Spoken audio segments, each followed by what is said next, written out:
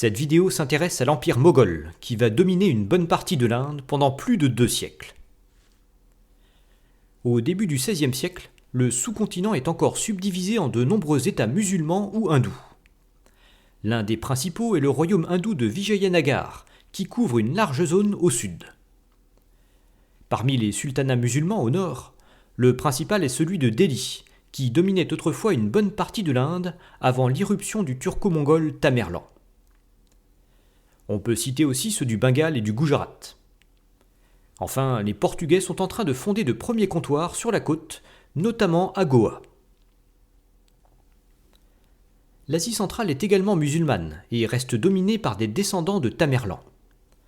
En 1504, l'un de ses descendants, nommé Babour, se taille un État indépendant autour de Kaboul. Après avoir vainement cherché à s'étendre sur les restes de l'Empire timouride, il se tourne finalement vers l'Inde. En 1526, il remporte une victoire décisive à Panipat contre le sultan de Delhi et peut s'emparer de l'ensemble du sultanat. Il s'installe à Agra et fonde ainsi l'Empire moghol. Le sultan du Bengale rassemble alors une grande armée contre lui, mais subit une défaite sévère qui permet à l'Empire moghol de s'étendre dans cette direction. Babour se montre plutôt tolérant envers les hindous. Il est notamment l'auteur d'une autobiographie rédigée en turc Djagatay qui se révèle être d'une grande objectivité. Il meurt de maladie en 1530 et son fils Humayun lui succède. Il tente aussitôt de lutter contre les tentatives d'expansion du Gujarat, mais celui-ci fait appel aux Portugais qui obtiennent en contrepartie certains comptoirs. En parallèle, un général afghan nommé Sher Shah en profite pour se tailler un véritable État indépendant depuis son bastion du Bihar. En 1540, il remporte une nouvelle victoire qui contraint Humayun à se réfugier dans l'empire perse séfévide, tandis que son frère conserve l'Afghanistan. Grâce à l'aide des Séfévides, Humayun parvient finalement à récupérer l'Afghanistan en 1549, puis les villes de Lahore et de Delhi en 1555, reconstituant l'Empire moghol. Il impose alors le persan comme langue officielle et y diffuse durablement la culture persane. Mais il meurt 1 an plus tard. Son fils Akbar lui succède et poursuit l'expansion vers le sud.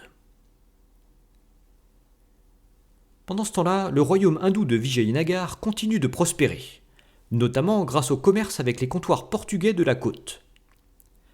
Mais en 1565, les petits sultanats voisins s'allient contre lui et remportent une victoire qui provoque sa fragmentation. L'Empire moghol s'impose alors comme la principale puissance de l'Inde. Akbar conquiert le Gujarat en 1573 et le Bengale en 1576, hérite du Cachemire en 1585, puis s'empare du Sindh, de l'Orissa et du Baloutchistan de 1590 à 1594. Il renforce la politique de tolérance religieuse en supprimant la djizya que devaient payer les non-musulmans et en encourageant le syncrétisme religieux. Ça favorise le développement du sikhisme, religion syncrétique fondée au début du XVIe siècle et dont le texte saint est compilé en 1604. Originaire du Pendjab, elle reste aujourd'hui la 5e religion du monde en nombre de croyants. Akbar meurt 1 an plus tard et son fils Jahangir lui succède. Il entreprend de consolider l'empire en matant les rébellions, mais sombre bientôt dans l'alcool et l'opium. En 1622, les Perses séfévides en profitent pour s'emparer de Kandahar. Sa mort en 1627 entraîne une guerre de succession que remporte son fils Shah Jahan. Son règne marque l'apogée de l'empire moghol, symbolisé par la construction du mausolée destiné à son épouse, le Taj Mahal. On peut y ajouter le Fort Rouge, également construit à Agra, ou encore les grandes mosquées de Lahore et de Delhi, qui devient la nouvelle capitale à partir de 1648. En parallèle, l'empire moghol continue de s'étendre vers le sud de l'Inde aux dépens des petits sultanats, tout en réprimant de nombreuses révoltes. Son règne est seulement terni par la grande famine de 1630 à 1632 qui fait plus de 7 millions de morts. En 1658, Shah Jahan tombe malade et ses fils se font la guerre entre eux pour obtenir le pouvoir. C'est Aurangzeb qui finit par l'emporter. Bien que son père soit rétabli, il le place en résidence surveillée et obtient le titre d'empereur moghol. Il mène de nombreuses guerres pour accroître encore son empire, qui devient la première puissance économique du monde, avec un quart du PIB mondial. Cette richesse attire les Européens en Inde, notamment les Anglais, les Français, les Danois, et surtout les Néerlandais, qui ont récupéré de nombreux comptoirs aux dépens des Portugais. En parallèle, Aurangzeb met un terme à la politique de tolérance religieuse de ses prédécesseurs.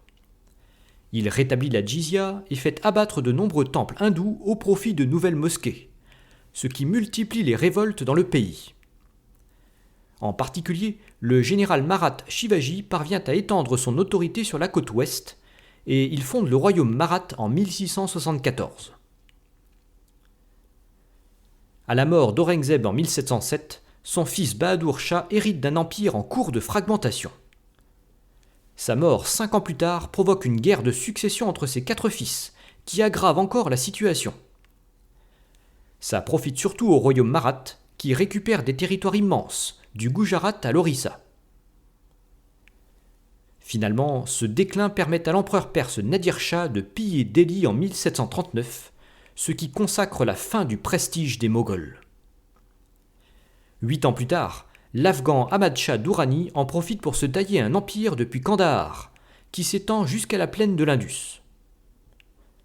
Ce sont les Britanniques qui finiront par donner le coup de grâce aux derniers empereurs moghols, ce qui fera l'objet d'une autre vidéo.